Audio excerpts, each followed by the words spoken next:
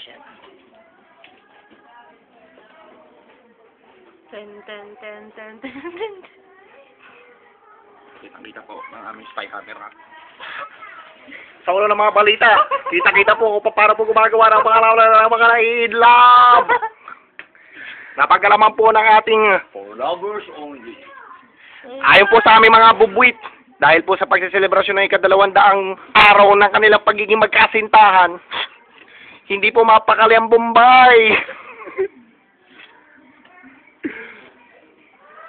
At sa kabilang dako, napag-alamang si Dete may sakit. Dakmasis. Yun daw ay malapit sa sakit na hepatitis. At ang dahilan ng kanyang pagkakasakit, eto. Hindi daw siya ma-resist.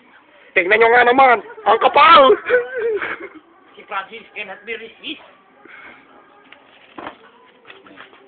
Ba't yung bag?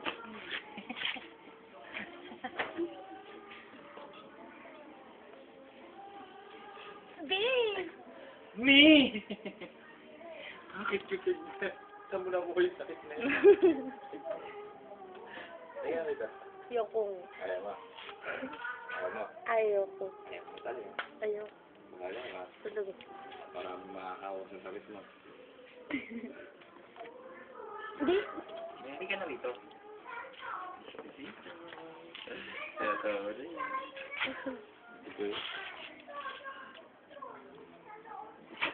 Parang gago. Tangano din yun. Pakita ka lang. Sige na. Pakita ka lang. Ayan.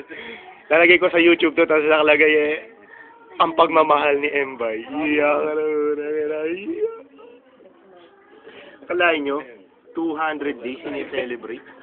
Walang mukha siya. Ayoko na.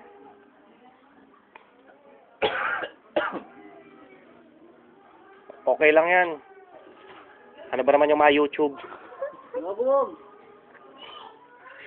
Salamat kayo, wala akong internet. Pagdasal yun na makalimutan ko.